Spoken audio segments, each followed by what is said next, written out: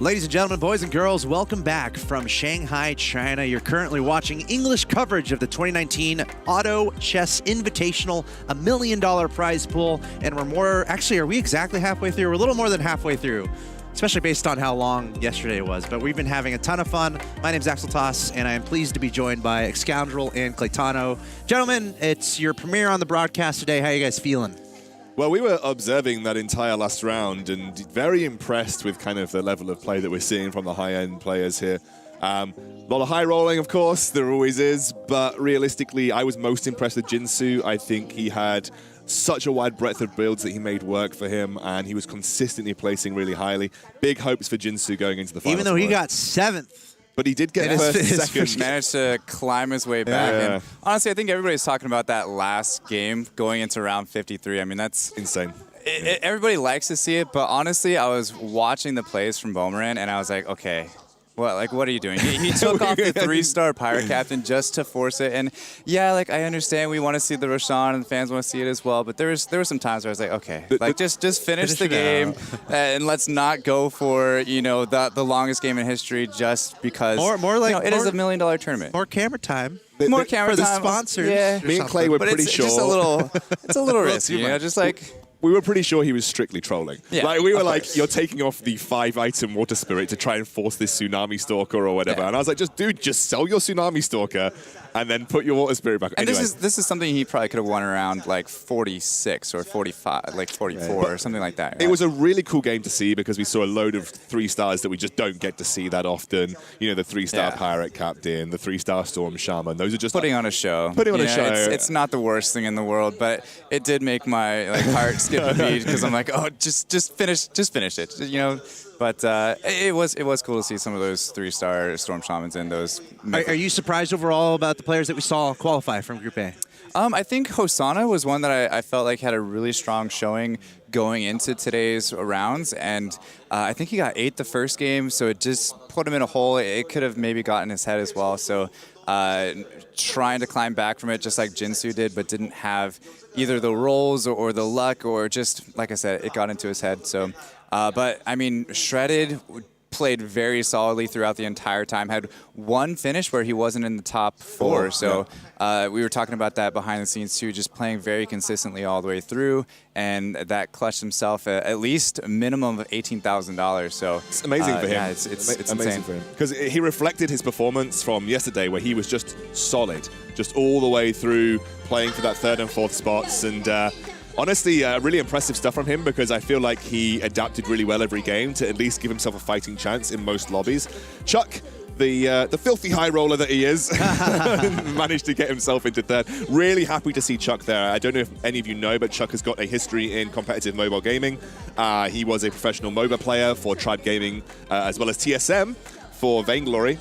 So I'm really happy to see him now in the highest level, technically now the highest lobby you're ever going to see as we welcome the players to the stage. Yeah, really cool to see those multifaceted pro gamers as we introduce our next 8 players. All of these players vying for a top 4 spot. We're starting with Sweet Pea, who had a really good day yesterday, followed by Psycho here from Germany, one of 2 European representatives in this group. Yeah, Seiko is one of my favorites for this group. I think he's an incredibly good player. Again, professional Hearthstone player, has a lot of history in this kind of level of gaming. So yeah, really, really excited to see him play. And here we see our lone female representative able to make her way through the round of 32 in a dramatic fashion. Definitely want to go back and watch. It's Lucky. Yeah, same strategy every single game throughout round 1. So it would be interesting to see if she's going to do the exact same thing. If it's not broken, don't fix it. Well, we have Land from South Korea trying to avenge Hosanna from the last match. Jinsu did make it through those. And join Jinsu perhaps in the finals. I'd say he's a favorite of sorts. I'd say Land was a very impressive player. Yeah. I think he had some bad hands dealt to him, and he managed to make it work. So now we're going to introduce our next 4 players who will make their way to the other side of the stage here. Let's see who we're going to start with. It's going to be the Spaniard who had a great day yesterday. He had 2 first-place finishes. I think maybe the only player that got first place twice yesterday. It's Nudge Jinsu WK. also had Jinsu did first place twice as well. So 1 of 2. It's Nudge WK so doing really well yesterday. And here we have Archdevil from China. He had a great series as well yesterday. Very impressive play. I'm excited to see Nudge. He's been almost kind of characterizes the villain of Europe. He's really confident. He's such a good guy to talk to and get to know as well. I'm really looking forward to potentially seeing at least one of our Europeans make it to the final tomorrow. There you see Philip from Hong Kong making his way to his place. And finally, this guy made it through a tiebreak in his final match. The most dramatic fashion, it was against Miss Peace, I believe. Right. Kong tied with him. But was able to make it through on tiebreakers. Yeah, it came down to a couple tiebreakers, if I'm not mistaken. But Yeah. it's going to be interesting to see how he bounces back into it, just being on the bubble, now pushing his way into the second day of the competition, and now having a chance.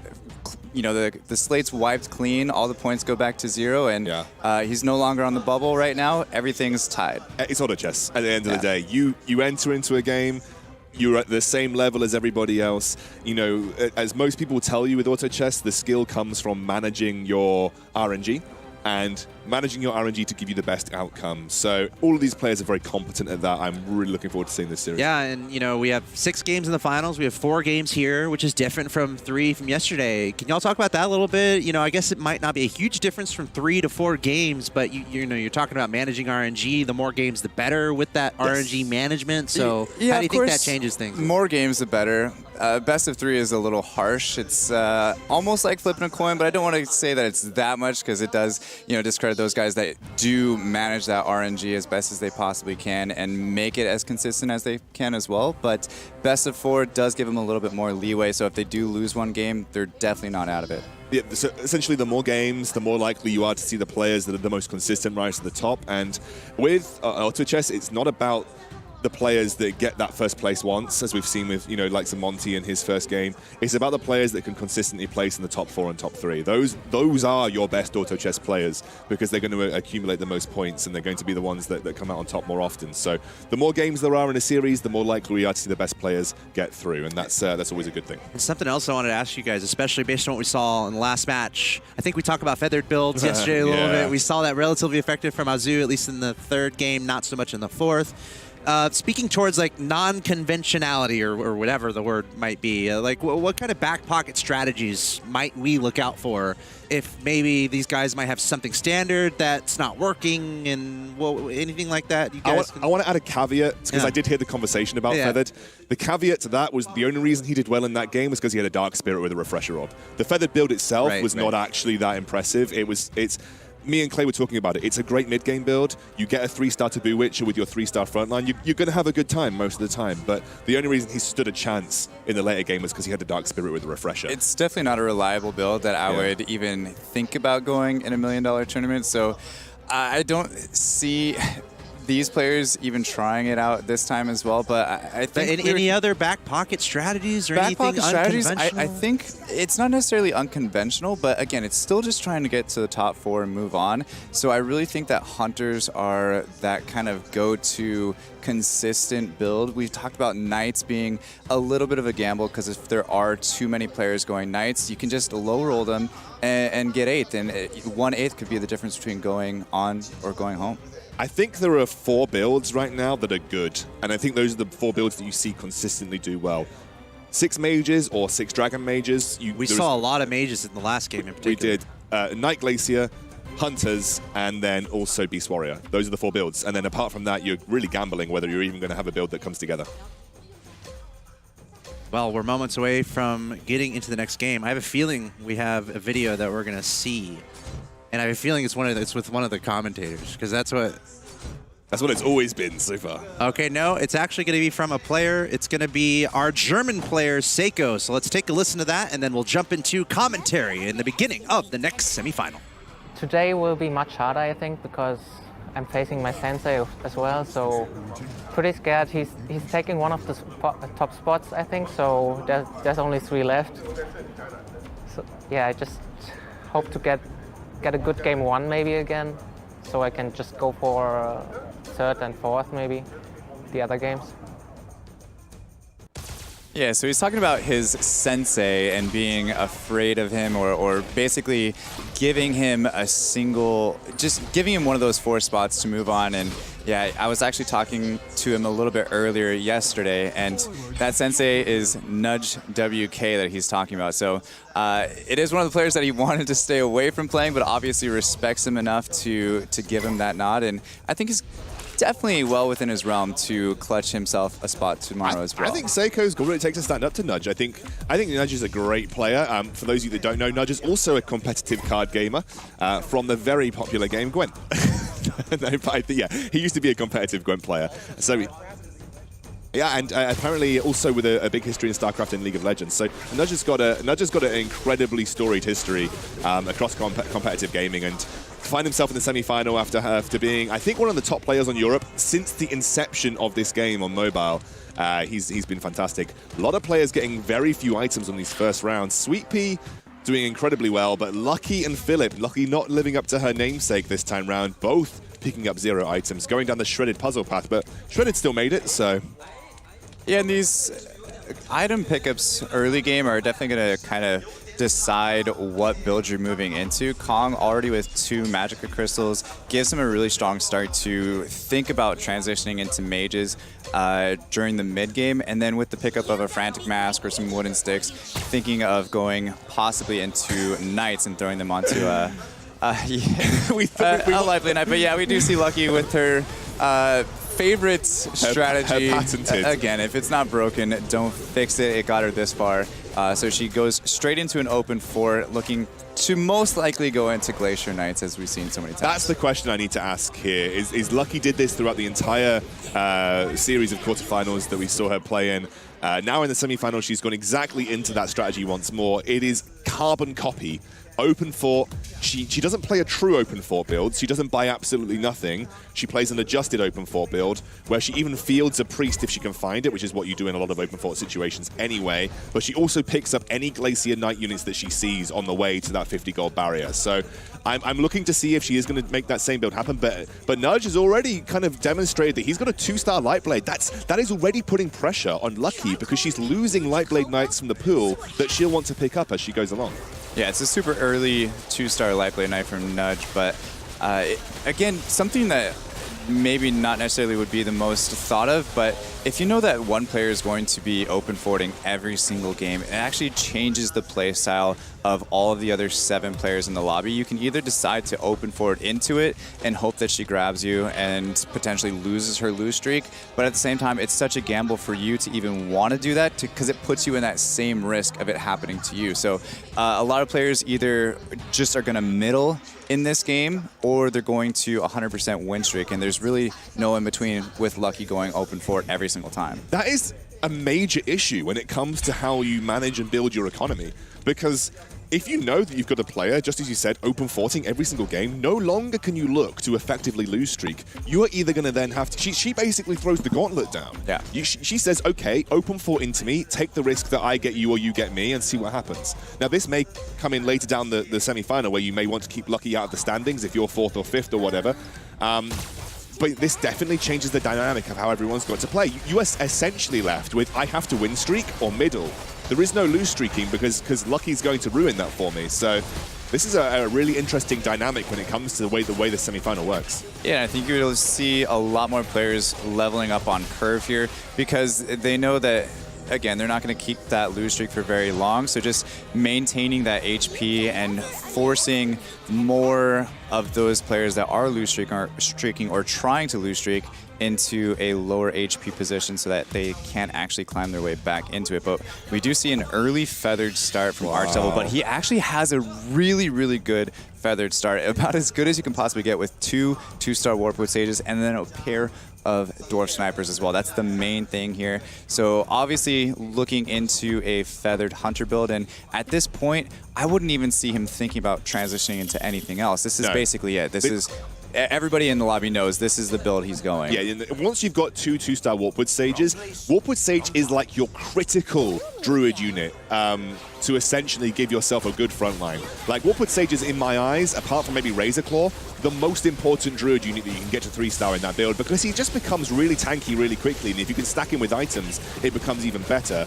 So Archdevil, I think, is pretty committed at this point, and I think it's really good to have an idea about which build you want to go by round 10. Archdevil's found that at round 7, which is fantastic, and also the fact that Feathered aren't very popular, at least in the most circumstances, you can guarantee that you're going to get your lineup the way you want it to be, because you aren't competing for the units like everybody else. Yeah, and also we talk about Feathered being a less dominant build, but a lot of times it's because it's coming back from a lose streak, where Archdevil is in a much different situation where he's playing it basically from a high rolling position, going 100% so far. And I think he's got pretty much the best team here. I do believe he would even beat Kong as well. Yeah. We do see Psycho going into an early mage build because he knows that Archdevil is going to kind of start scaling off that Feathered. And of course, mages are really, really strong against Feathered late game. Yeah, Feathered are one of those builds that in the mid game, if you 3-star your stuff between rounds 20 and 25, or even before that, you're going to beat a lot of people. It's only in the late game where you start to struggle versus things like Glacier Knight and mages. So there is a really big period in the mid game where Whisper Seer can function a little bit like a Beast Warrior build, where you're just spawning loads of units. Most of your units are surviving through dodge. You can actually deal significant amounts of damage to people in the mid game.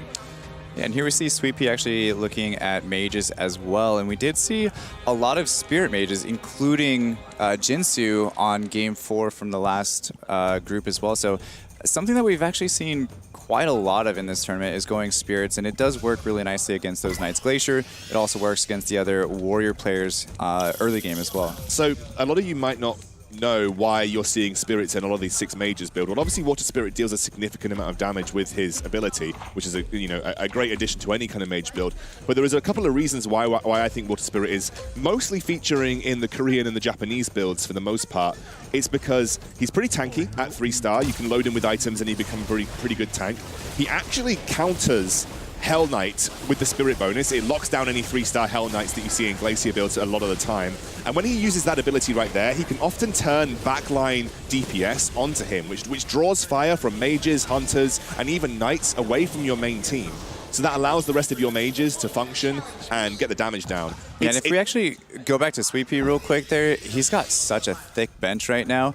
He actually rolled down to 0 gold trying to hit one of those 1, 2, 3, 4, 5, 6 pairs between all those different units, and unfortunately just found himself more pairs and put himself into a bit of a hole where he's not necessarily 100%, he's not lose streaking, and now he doesn't even have any economy. So at this point, for Sweet Pea, it's going to be extremely difficult to claw back from this. I don't blame Sweet Pea for the position that he's in right now. When you have that many pairs in the field, sometimes it's a good idea in the early game to roll down, to secure yourself as many 2-stars as possible, to give yourself a platform to win streak from.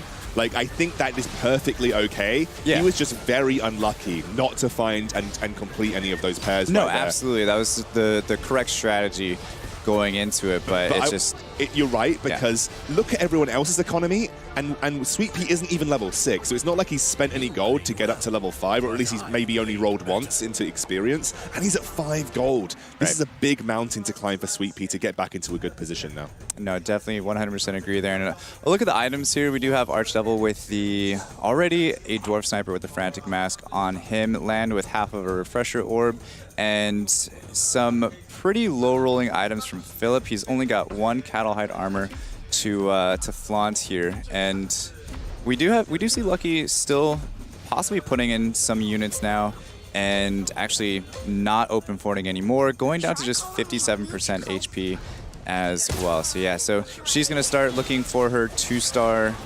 2-cost units between Hell Knight and Lightblade Knight here as quick as she can, but putting some units on the board does kind of alleviate that HP burn for the next couple of rounds if she can kill a couple here and there. So we are indeed seeing Lucky go for Glacier Knights once more. It's pretty much no surprises. No surprises there. What she will find though is I think Nudge was also going Glacier Knights, or at least that was the direction that we felt like he was taking. And that might mean that she is going to struggle to find some of the core things like Lightblade Knight. Unfortunately, Nudge is on the other end of the spectrum, where he's not found any Hell Knights, which is another core unit that you need to have at 2-star realistically going into the mid-game to give yourself the best platform for success. Doesn't have a Hell Knight, but he does have Priest, which is going to help him maintain that HP and set him up a little bit better than I think Lucky might be in. Although Lucky, like you said, already at 50 gold and already starting to look for those 2-star units. But I think Nudge's saving grace is going to be that fortune teller. Sweet Pea now actually looking at a Hunter build, which we've seen very dominant so far, also with the 2-star Swordman as well, and quite a few units on the bench for upgrades. I think he's already got a 2-star Tusk in play, so this is just another one that he would be able to add in. Also with the Werewolf and the Wind Ranger there on the bench too. Yeah, Hunters have been really interesting for me because I feel like they haven't excelled. They've not been the first place builds a lot of the time. Most of that has been either mages, god mages, or glacier knights. Yeah. But they've been the most consistent build in my eyes. Like, they've been the build that has got most players to a top 3 or top 4 finish, and they're not usually a build that requires much competition because you just need 2-star backline. You don't need 3-star backlines. If you want to go for first place, you do need 3-star backlines. But a lot of the time, having a 2-star backline of Hunters is good enough with a beefy frontline to get you into a really solid position in a game. Yeah, absolutely. And of course, you do eventually want to go for that 3-star Dwarf Sniper, and that's your main carry. But we have seen successful Hunter builds without a Dwarf Sniper early game. Yeah. Of course, here we have Kong now building into a God Mage build with the early Soul Reaper as well for him. Of course, Jinsu won a game on the last round by playing God Mages, where he had the double God of War 2 with a Refresher Orb, which was rather high rolly. Haven't seen anything like that in quite some time, not even on ladder. Yeah, that was pretty insane. I think if you were going Gods and got a God of Thunder and had a Refresher Orb 2-star, or God of Thunder 2-star with Refresher Orb round 21, I'd be feeling pretty good about it.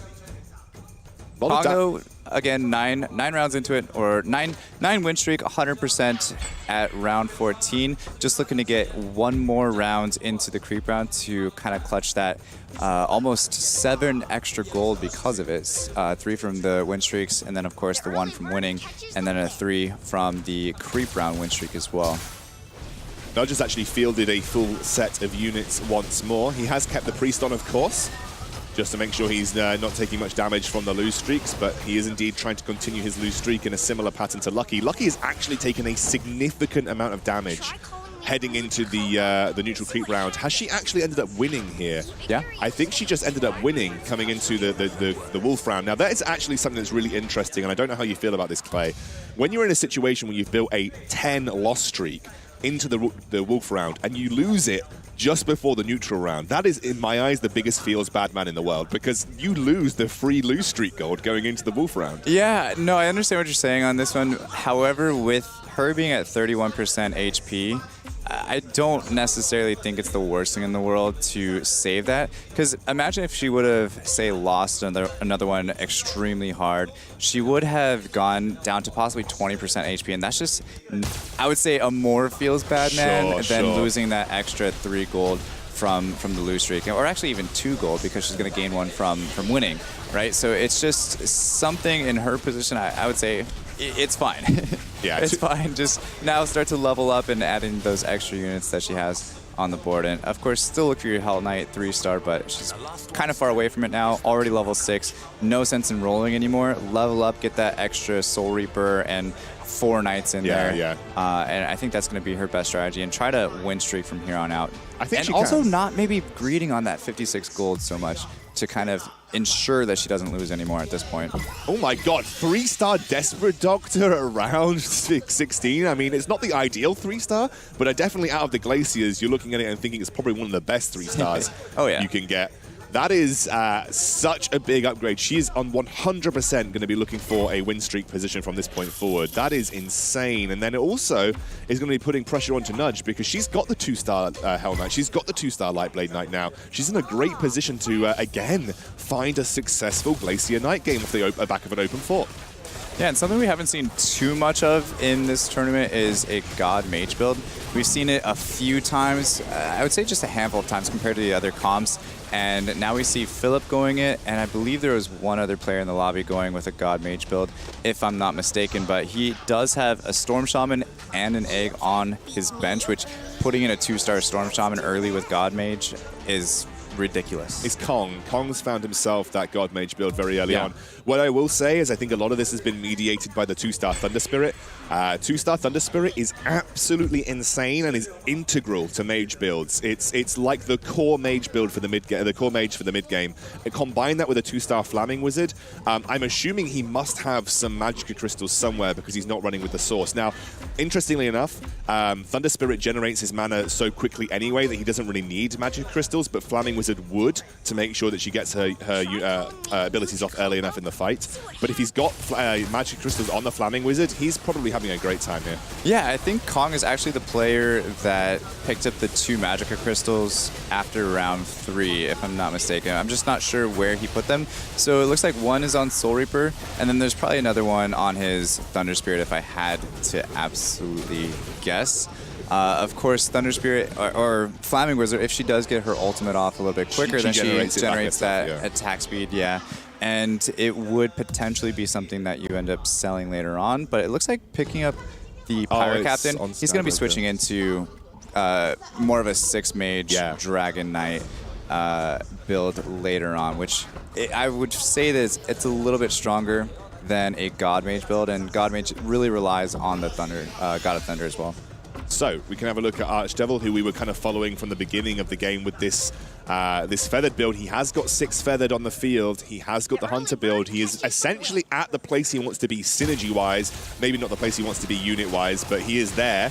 And I mean, he's going to have a great time. Like I said, if you can get to mid-game, in this situation where you've got your feathered druids starting to hit those 3-stars, you're in such a strong position to deal as much damage as physically possible. And I think he's definitely deserving of being our first placer because he's high rolled into Warpwood Sage 3, and that's such a great unit to have at this point in the game.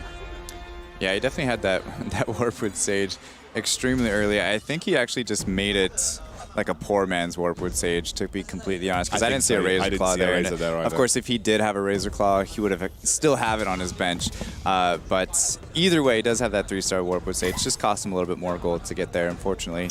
And here we have Lucky with a lot of Knights on the bench. Already has 6 Lightblade Knights and 5 Hell Knights, respectively. So she's not in a bad position, still staying at 49 gold. For her, has that Aegis Ranger on the bench, because when she goes up to level 8, she's going to want that Aegis bonus in. She just, unfortunately, is going to want to have the Evil Knight instead at this point. But able to get by Kong, just barely. I know that 3-star Desperate Doctor is doing a ton of damage, and Lightblade Knight as well, not doing too bad herself. Yeah, I mean, she's in a great position. Again, I'd love to compare her to Nudge right now, who's also running the Glacier Knight build. He did end up losing to her just by 1 unit. Nudge is... He's not found a Hell Knight yet. This is a rough position if you're playing as Nudge. You're in a situation where you're going to need to start rolling. I mean, I would even be, maybe once I get to level 8 next round, rolling down to 20 or 30 gold, because I need a 2-star Hell Knight. You just need it at this point in time. And you already see that Lucky is taking a lot of those out of the pool right now. You're on a limited time frame to get your build up and running to a good position. What I will say is his itemization I felt was better. I think he's got a Frantic Mask on the Lightblade Knight, so he's in a better position maybe itemization wise. But yeah, but if I was Nudge, I'd be extremely scared of Lucky right now. And if I was Lucky, I think I would probably take round 21 and roll as much as I can to find that 3-star Hell Knight and 3-star Lightblade, since I am so close, as well as having a decent amount of economy, because there's a lot of players right now with very low HP round 21 already. So we're going to start seeing people go out very quickly if there is pressure on the lobby from those two. So Nudge is rolling right now. He was rolling pretty extensively to try and find that Hell Knight. I would love to see how he compares to Lucky. Lucky's kept her economy fairly intact, actually. If you see, she's at 44. Now, I don't think she was as pressured to roll as Nudge was. She's got 2 2-star Hell Knights on the field right now. Has Nudge yet to find a single Hell Knight? Yeah, I don't think Nudge has a Hell Knight at all. Lucky, though, did go up to 8 first, then rolled down, also found that 6th Hell Knight, so that way she was able to put in 2 Hell Knights instead of having that Aegis bonus at this point. But yeah, Nudge on the other hand, you can see kind of in his face there. I love the face cams this time around, because you can just see he's thinking. He's thinking if there's anything he can do. He's looking at the other boards and hoping. At this point, it's kind of a salvage game, and you see he does have the Argali Knight 2-star in there. Of course, he'd love to have that Hell Knight, but Lucky is contesting those. And Lucky actually going down to 21% now herself, so she does finish her win streak. Seiko now as well, 29%, rolled down a little bit. Land and Philip, same story, about 19 and 17% for them. Beast Warrior from Land and a 3-star Abyssal Guard, round 22. Not too bad for him. Also with the Marine bonus thrown in there for Land. We've got 2 high rollers in this lobby, which means this is why you're seeing so many people at low HP. Generally, when you have 2 high rollers, they're going to be dealing extensive damage when they beat people who are not doing so well in the game. So that's why everybody seems like such low HP at only round 22. It's because both Kong and Archdevil have had insane games, and that's really affected the rest of the lobby's HP right now. I do feel like we're heading to around 26, 27, but we might even see 3 or 4 people knocked out in a very short space of time. Yeah, not only are there 2 high rollers, but there's also a Beast Warrior in there. So if you end up losing to Land, you might be punished a little bit more for that. Lucky now dropping down to 9%, which is why I think she should have rolled everything in at round 21 to find her 3 stars. And yeah, picks up the 3-star Lightblade Knight now. A little bit on the late side, especially being at 9% HP, unfortunately. I still, I feel if she goes up against Archdevil, he's still got a good chance of beating her, especially if she's running the Berserker version of Glacier Knights instead of the Defector version. The Defector version is actually better versus Feathered because you're going to start to hex one of them, whereas with Berserker, he's just going to miss a lot of his basic attacks and he's going to become a little bit less relevant. But the 3-star Lightblade Knight is huge. Wow. Philip gets knocked out. Getting destroyed. Not only just getting knocked out, but he lost extremely quickly against Seiko. So I'm guessing he's going mages because with a loss that quickly, that means those mages popped off in the matter of seconds there. And Sweepy actually going down to 8%, Lucky at 9%, Land at 12%, Seiko at 23%. What is Seiko's mages looking like right now? And yeah, he's got that 2-star Tortola Elder and the 2-star Dragon Knight. So he's actually looking in a really good position right now. 6 mages and everything else that he needs with it. And he's actually running the Storm Shaman frontline. This gives you less time because Pirate Captain would buy you more time, but it's more damage. It's better versus other mages because you get that extensive amount of damage coming out from the Storm Shaman. I would wager that it's slightly better versus something like the Feathered build as well, just depending on how quickly you can build that mana, because it's a lot of damage. Oh, it's a bad Storm Shaman ultimate though, and a bad Tortola ultimate. Yeah, but he's gonna be fine. Yeah. I think one thing that we've seen a lot of is some weird positioning or interesting positioning on Tortola Elder this tournament, but Seiko just going back to the traditional cornered Tortola Elder, also a kind of locked-in Dragon Knight. So having some success with it. Sweepy does get knocked out that round to Kong, which I believe is the God Mage player as well. It is indeed the God Mage player, who is at level 9, by the way. Rushed to level 9 to maximize... Oh, actually switched out, as we actually talked about previously. So Yeah, rushed to level 9 just to try and maximize the chances of finding the 4-cost units that are so integral to this build. The Dragon Knight, the Tortola Elder, the Pirate Captain, and he's even looking to go for the Storm Shaman. Hasn't yet found the 2-star Storm Shaman or the 2-star Dragon Knight, but he's still in such a strong position. Yeah, and speaking about the positioning from Seiko's Dragon Mage team compared to Kong's Dragon Mage team, you can see a little bit of the differences here where he doesn't have Tortola Elder cornered, and he does have the Dragon Knight where it's not locked in. It does have a chance to move forward and take one melee hit before it ends up getting the mana up, which is something that you don't normally think of. You think, okay, Dragon Knight's just going to stay put where he's at, get his mana, and then transform immediately. But this almost makes it where he's a melee unit for about 3 seconds, 2 seconds. So my view on not cornering Tortola is I don't understand why you wouldn't. The reason I don't understand why you wouldn't is that both Source and Tortola have a 4 attack range. 4 attack range is one of the largest you can have, barring Fool and Witcher transformation. And it means you can always corner it and it will always be able to basic attack no matter how you set your positioning up. By cornering Tortola Elder, you are minimizing the angles that it can fire its Kamehameha wave at, it's literally called that, guys. It's literally called the Kamehameha wave. But you minimize the angles at which it fires the Kamehameha wave, which means that you're less likely for it to whiff, essentially. So I don't know why you wouldn't corner it, but hey, that's just me. Yeah, I pronounce it a little bit differently. I pronounce it Kamehameha. Oh, I say Kamehameha. Oh, okay. It's okay. Tomato, tomato. Lucky, though, showing why Feathered is not necessarily the greatest build right now. Feathered should, in all intents and purposes, counter Knight's Glacier. However, with the Razor Claw in there and Lightblade Knight attacking Razor Claw instead of one of the Feathered, it removes the chance of evasion from the Feathered units from Lightblade Knight's ricochet boomerangs. Yes, I think when Feathered had the previous percentage chance dodge that they had before they were nerfed by 5%, they were actually pretty good versus Glacier Knights. That 5% made a significant difference in the matchup, and now, for the most part, you find that they don't do so well. Let's have a look at Lucky here. He's taking on Seiko.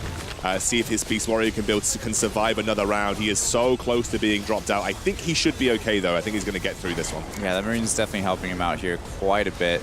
Seiko with a decent Tortola ult there, but several 3 stars from Kong there, I believe it was. Oh, Lucky. I would just roll it, Lucky. You are so close to a 3-star Hell Knight here, and that 3-star Hell Knight will probably end up securing you a really, really good spot in this game. Oh, she got the egg, so... Yeah, there we go. Yeah, now she's feeling a little bit better there. A sigh of relief from her. And she should be able to climb up a couple more ranks here with a few players. I mean, yeah, we see Nudge with basically the same build as Lucky, just a little bit worse. A lot worse. A lot worse. He's not got any Hell Knights. He's got no 3-stars. He's in a pretty rough spot. He's going to be taking on Seiko here. We'll have to see what happens. I think Seiko's in a great spot, but actually the helicopter is a really good addition against mage builds because it just deals big flat magic damage, and in general mage builds don't deal with AoE very well, which is why mage builds generally tend to do well versus mage builds, and he's kept himself alive for another round here. He just needs to hope that maybe Land gets knocked out or Lucky has one bad round and he can maybe steal a place away. But I actually will credit Nudge and give him credit where credit is due. He didn't panic. He adapted the build. He put the Agali in and he said, I've got to make the best of a bad situation. And if he can somehow sneak 5th here, I think he would be happy given the quality of his build at this point in time. Yeah, here we have Archdevil actually going down to 28% HP after basically high rolling Feathered and playing Feathered from a win streak early on, and now just seeing that whole lead dwindle in a matter of rounds. So unfortunate for Archdevil, just trying to hang on here so that way he doesn't go out 6th after having such an extremely good start. But taking another look here at Seiko, not too many upgrades since the last time we checked on him other than that 2-star Doom frontline, which adds a bit of that meat that we talked about previously. Instead of being a pirate captain, just using what he can for now. You might think that his positioning is a little bit wild, but actually I quite like the way that Seiko is positioned. He's essentially trying to separate Doom and Storm Shaman out so that he can force them to take the damage, specifically force the Storm Shaman to take the damage, as Nudge does get knocked out just after Land. He goes down too, but Lucky finds herself in the top 4 with an open fort Glacier Knight again. This is a good start for her, and again, 3-starred everything. I mean, I was saying I don't think this strategy should work every game, but I'm being proven wrong.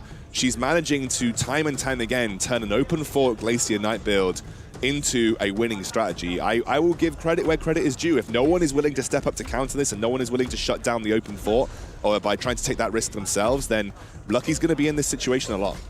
Yeah, that's the thing, is the only counter right now to Lucky and her strategy of open forting every single game is to just open fort yourself and hope that you kind of put her in this situation where she doesn't have that streak anymore. But it's just so scary because you know that you're taking that gamble and you're hoping that somebody else takes the gamble for you at the end of the day. But here's Seiko. Again, once more, taking a look at the items. We do have a Dragon Bone Ballista on Archdevil's Dwarf Sniper, Scythe the Vice on that 3-star Desperate Doctor, or as I like to say, Despacito. Ex-Scoundrel. Yeah, I'm just going to not comment on that. All right, Seiko just trying to maneuver as things as much as possible. He's splitting up a little bit, basically splitting up as to try and help versus his other mage counterpart, which is Kong. But again, also trying to force the Storm Shaman, the Winter Carrot Terran, and the Doom to take the majority of the damage and generate their ultimates as quickly as possible. I was just about to say it's good against the other mage counter, but not necessarily great against people like Lucky, because that 3-star Hell Knight is just running through the backline of Tortola Elder, and this is not going to be enough to kill Seiko here, but Lucky is also not looking like she's going to be going out anytime soon. Archdevil winning his round against Kong, but I think Archdevil, if he gets put up against Lucky or Seiko, he could take quite a bit of damage. I think Lucky can beat pretty much everyone else in this lobby right now. Because if you think about it, it's a feathered build, which, as we have established, doesn't do too particularly well. This is a high-rolled Glacier Knight build. And then there's Kong and Seiko, who are pretty much on the same page. Kong may be slightly better off versus the Glacier Knight because he's running with the Pirate Captain, which buys you a bit more time. But he doesn't have a 2-star Dragon Knight. I would not say he's any stronger, really, than Seiko in terms of overall power level. And I think Lucky is actually dispatching Seiko pretty easily. So pending no crazy bad Night Shield RNG, I genuinely think Lucky can get first this lobby. Yeah, Lucky also just went up to level 9 to add in that 1-star Pirate Captain. I mean, it is going to do quite a bit for those Glacier Knights if it does get its ult off. That's just the thing, just trying to make sure that it's protected long enough so that way it does. However, it doesn't get off this round, but no problem for Lucky here against Seiko. It literally doesn't matter at this point in time. I think it's very likely that the next person to go out will either be Seiko if he faces Lucky. I think Seiko can actually beat the rest of the players in the lobby. It's really going to be matchup dependent here. I genuinely think Archdevil actually has the weakest build out of these top 4 players, but because of his incredibly good, I can almost call it shredded puzzle like early game, where you just preserve as much HP as possible by doing really well in the early game. He's managed to get himself into a solid position, and that is a strategy that I'd love to talk to you about next game. I don't really want to dive too deep to it right now because we're in a critical part, but Archdevil is in this position because he just had that Warpwood Sage 2 and 3 really early on, and he preserved so much HP from rounds 1 to 15 that it doesn't matter that he's got the weakest build in this top 4. He can just afford to take the hits now because he didn't take them earlier. Yeah, it's kind of come down to matchup RNG right now, where Seiko, if he gets put up against Lucky, where he's going to be losing that first before Archdevil, probably can take maybe 2 more losses before he goes out, where Seiko's just 1 loss away essentially. So Kong up against Lucky kind of draws the short end of the stick, is going to have enough HP to continue on. However, Seiko is not, does get dropped to Archdevil, still taking a respectable 4th place. So Seiko, as you said, one of your favorites. Yeah. What do you think he needs to do going into the next game? I roll better. Forehead.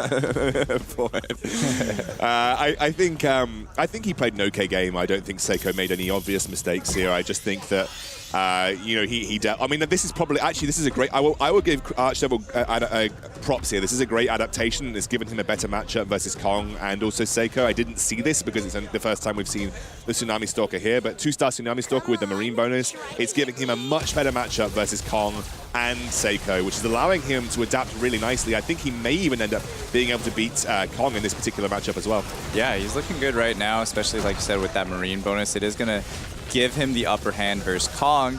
Now, he's just got to hope that Kong is going to take some heavy damage here, which he does. However, Lucky, on the other hand, actually getting knocked out to Archdevil, so some feathered evasion going on there. So Lucky taking 3rd. However, that's still a really good spot for her to finish. For sure, for open forcing into that situation. Archdevil actually hit a load of...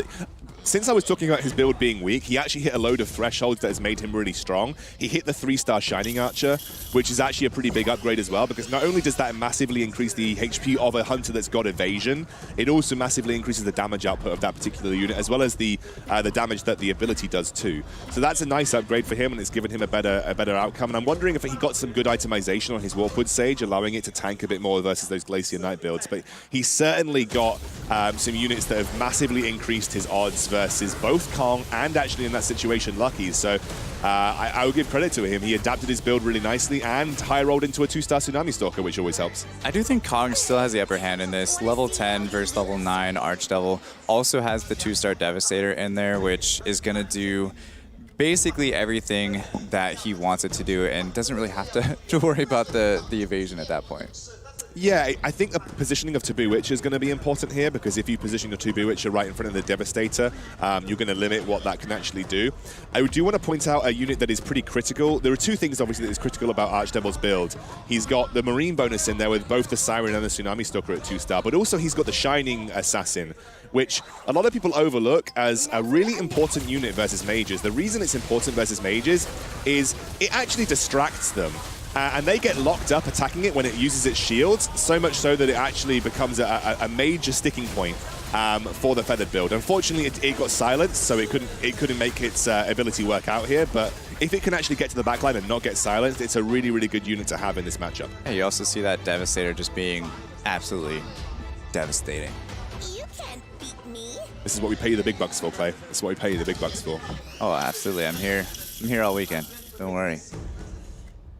Got a pair of God of Thunders, and maybe not a pair of God of Thunders anymore with the pickup of an egg there. So 2-star God of Thunder coming in for Kong Archdevil. That might tilt the matchup now. That might massively tilt the matchup now. I know you said it earlier. You actually hit it on the head. He has his Taboo Witcher in maybe not the best position. I think he potentially the worst position you could have it in. Yeah, I think he just switched it up here. This is a great look at it. I think it's okay here. It's the Pirate Captain. It's still a fairly important unit. And he got the Devastator as well. He gets onto the Devastator as well. Yeah. That's exactly what he needed. I think that was a position change at the last second there. I think it's going to be enough. So as long as he can kind of switch that Taboo Witch around every single round and get onto those key units, I think he should be fine. But however, Kong needs to recognize that that one unit is what is winning him the game, and to adjust his units accordingly, especially since they're all frontline there. You're not giving much of a jump chance for things to go wrong in between there because they're all frontline. So just making sure that you're aware and watching both boards as much as you can. So no changes from Kong on his positioning, so Archdevil kind of keeping his the same as well. A slight difference there. He got it right. I think he's got it right here, so he's going to get it right in front of the Devastator, which is good again. That is definitely the more important of the two. I think he got really lucky there going from the Pirate Captain and then to the Devastator. Yeah. However, Devastator still gets the bomb off with the Taboo Witcher on him. I think it's across both boards. Both teams are going to end up winning here. A lot of it comes down to the RNG of God of Thunder as well. I believe Yoel essentially alluded to it in the previous game when we had the God Mage game. Essentially, God of Thunder can either one-shot the enemy team or it will hit one piece, because the ability literally says at least one enemy piece. So it could be one, or it could be the whole team. That's the drawback of God of Thunder. So sometimes your God of Thunder is going to wipe everybody out, and sometimes your God of Thunder is going to hit one piece on the enemy team. And that's why I find it really frustrating to play God of Thunder outside of a God build where you're going to get that ultimate off more quickly. Yeah, it's just a little bit of a gamble. It is a 2-star God of Thunder, so it's a little bit more enticing to play at this point. I don't think he was going to play it until it was 2-star. But it looks like he's going to be taking quite a bit of damage here from Archdevil on this one, especially with that 3-star Bunny Archer. I'm trying to think of a world where you could maybe tech in. You could maybe look to tech in 4 Marines. I'm wondering what you would take out to tech in 4 Marines if you were Archdevil at this point. Because the 4 Marine bonus would give you a massive boon versus Archdevil in general, with the Devastator being the only real form of physical damage that he's able to put out. So I think at this point, Archdevil's got his team. This is what he's going to be playing with for the rest of the time. And of course, he still has 4 gold. He just has to focus on positioning. If he can actually just focus on positioning, he might be able to clutch this one out. I don't think it's possible unless you're willing to give up the Hunter bonus. I don't actually think it's possible to get 4 Marines in here. So I think Archdevil's pretty much stuck at the 2 Marines. But again, he's in a great situation where he's got the 2-star Tsunami Stalker and he's got the 2-star Siren. He might actually look for some attack speed items for his Taboo Witcher, because we did see Devastator getting the bomb off even with Taboo Witcher on him. So just having a couple quick extra attacks there to just ensure that the Devastator bomb doesn't go off might be something to look at as well. Having a look at items that get picked up here. Lots of magic crystals picked up for the side of... He's got a Wraith Shard on his Warpwood Sage. There's a Heart of Tarask as well. He's got a... Yeah, but Warpwood Sage has got such a slow attack speed. Oh, no, he doesn't. It's for Barbaric Cuirass, right? So that combines out of Wraith Shard and the Steel Plate Mail, or the Steel Armor. Also, he's got Jade Pipe, which is a great, like one of the best tech items into mage compositions because it just gives you a shield that just deals with magic damage. So it's a nice tech in for his composition in general. Yeah. He's set up quite nicely for this. Come on, try Again, the positioning so key here. Has the Taboo Witcher now on the 2-star God of Thunder. That's good. That's good. It's and not the Devastator actually not having space to get the bomb off for a little bit.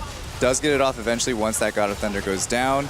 And that Dwarf Sniper just sitting in the back doing so much damage. So Archdevil looking really good. And Kong actually getting taken out. That's the first time we see a feathered build getting first place. And Archdevil high rolling it from the beginning, getting it done. Even though we kind of counted him out for a second. Yeah, and I think I'm sure Axel would love to jump into this conversation and talk about that feathered build. It was I got a lot of things to say about it. I'm just curious. I'm a curious fan of video games, and you know the feathered build. We saw it somewhat effective there in the last semifinal. What explains it this time? So he got.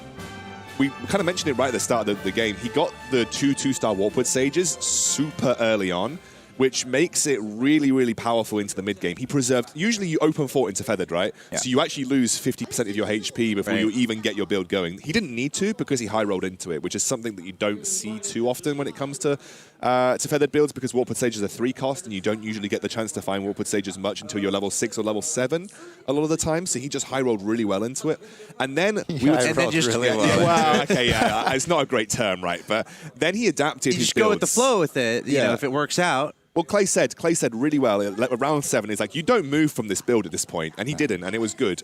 And then I said in the end game, I was like, I don't know how he's going to fare. He teched in so well. 2-star Tsunami Stalker, he was lucky to pick that up. He had a Siren that was doing so much work versus the Knights, and his positioning on Taboo Witcher was mostly on point. It's one of the most important ways that you deal with mages when you're playing feathered builds. It's about your positioning of that Taboo Witcher because it burns the mana of the opponent that it's attacking, stopping them from getting their ability. I mean, he definitely played it smart, going up to level 10 as well, not just wasting gold trying to look for a 3-star Dwarf Sniper. He kept it at 2-star the entire time, which he had from pretty much round like 7 or something along those lines. So using that gold to give himself the guaranteed advantage, I think was also a really great idea from him, and eventually won him the game. I think that's one of the closest matches we've seen, actually, like coming right down to the end there.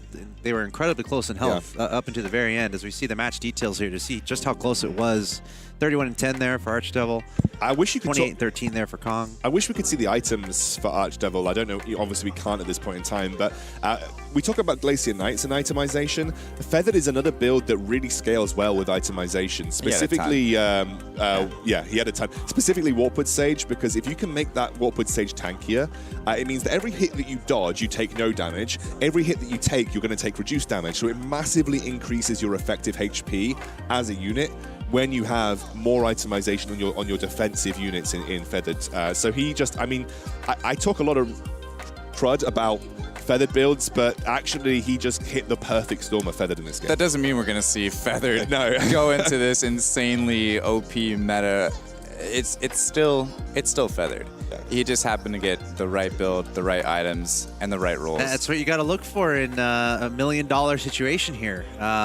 Very interesting to see just all the creativity come out. Maybe stuff we're not necessarily as used to, not necessarily expecting. Something else I wanted to point out there, which was made very clear on that last graphic, and also pretty clear by how full this audience is right now. The top 3 is all China there. Archdevil, Kong, and Lucky, and we got to talk about Lucky. Just a crazy game from her. She went she was at the very bottom, like 7th, 8th for the majority of that game, and then all of a sudden we saw her go on a win streak. She picked up a couple key units, and then was just able to somehow stay out of the bottom and somehow emerge into the top 3. Yeah, I mean, you made a comment there at the very beginning, not living up to her name, but then she turned around. Yeah, and she did. She started getting lucky. And it's not even just lucky. She knows how to play that. And she knows how to play it very well. It is that kind of modified lose streak. I think Yeah, you modified named open it. four is what I usually call it. Yeah. It's And the dynamic with Nudge going for the same strategy, right? Yeah. And then Nudge getting knocked out, so doesn't that help Lucky a little bit at that point? Yeah. With the unit pool. Throw some more knights back in the pool, but she, I think, already had them. She by had the time she he had got she had knocked the out. 3-star light blade, and he didn't even have any Hell Knights, so she wasn't even. I mean, he literally didn't pick up a Hell Knight the entire game. Every fiber of my body is saying, open 4 into Glacier Knight every single game should not work. But it kind of is. So I mean, I don't like results-based analysis, but it's working. Well, and there is something to be said about just being able to play a strategy to its perfection. And she obviously is at this point. Well, maybe we'll get some insight here because we actually have a video of Lucky that we're going to go to right now.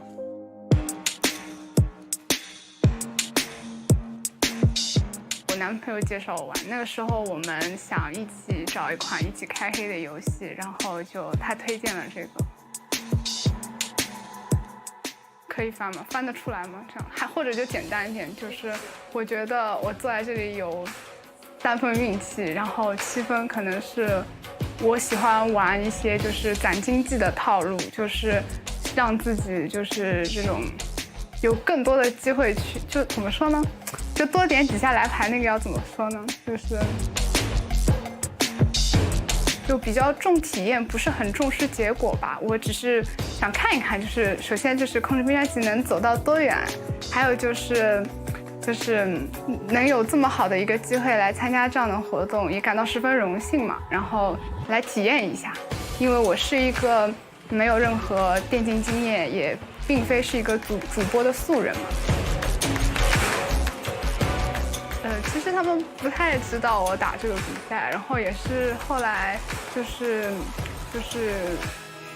预选赛出现了之后，告诉他们刚开始也不是很明白这个到底是怎么一回事，我花了很大的功夫跟他们去讲，这个是这么一个国际化的赛事，这样就为我高兴吧。